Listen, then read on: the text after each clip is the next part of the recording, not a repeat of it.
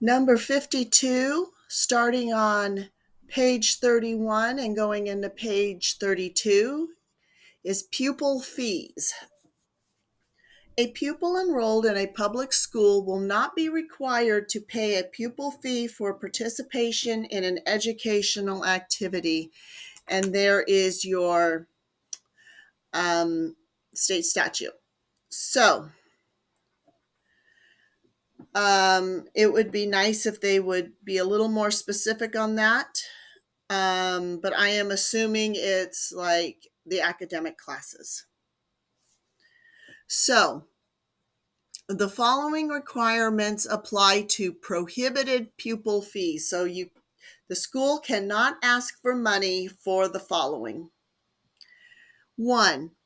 All supplies, material, and equipment needed to participate in educational activities must be provided to pupils free of charge. So, I'm assuming things like if they need a graphing calculator. I know that laptops are provided to them. Number 2, a fee waiver policy shall not make a pupil fee permissible. So, in other words, they might say, okay, well, we're going to put a waiver in there so you don't have to pay the fee, parent, but they're still not allowed to do that. 3, the district and its schools shall not establish a two-tier educational system by requiring a minimal education standard and also offering a second higher educational standard that pupils may only obtain through payment of a fee or purchase of additional supplies that the school district or school does not provide. Sorry about that. So in other words, so let's say there's a science class and there's two tiers. One is they get the book education, the vocabulary, they get all of the demos and stuff. But in order to actually do the labs, they have to do the higher tier one. That's not allowed. If all the students don't get it, then none of the students get it. Number 4, the district and its school shall not offer course credit or privileges related to educational activities in exchange for money or donations of goods or services from a pupil or a pupil's parents or guardians. And the district and its school shall not remove course credit or privileges related to educational activities or otherwise discriminate against a pupil because the pupil or pupil's parents or guardian did not or will not provide money or donations of goods or services to the district or school. So, in other words, let's say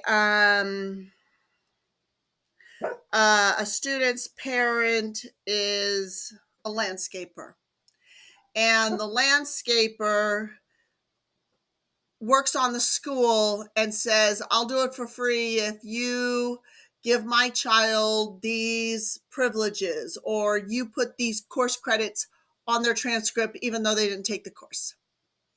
And on the flip side, they can't take away work or credit from a student because a parent refuses to pay money or do work or donate or anything to the district or the school. And then B, solicitation of voluntary donations of funds or property and voluntary participation in fundraising activities are not prohibited. The district and its schools are not prohibited from providing pupils prizes or other recognition for voluntarily participating in fundraising activities. So there's two things going on here. Number 1, voluntary donations of funds or property or So let's say there's a raffle. So a school's trying to raise money, and so several local businesses might donate gift cards or a product. So that's allowed. Um, but it would be more like, I'm doing this as a business. I'm doing this for donation. There's no strings attached. You're not going to get privileges for your child if you do that. Um, the other one is schools are not prohibited from providing pupil prizes or other recognition for volunteers. So oftentimes you'll see kids with these little like folder like things, paper that folds maybe 2 or 3 times, and it has all these little things for sale. And they said, we are fundraising for our schools. Um, they are not prohibited from giving prizes to kids who participate in things like that.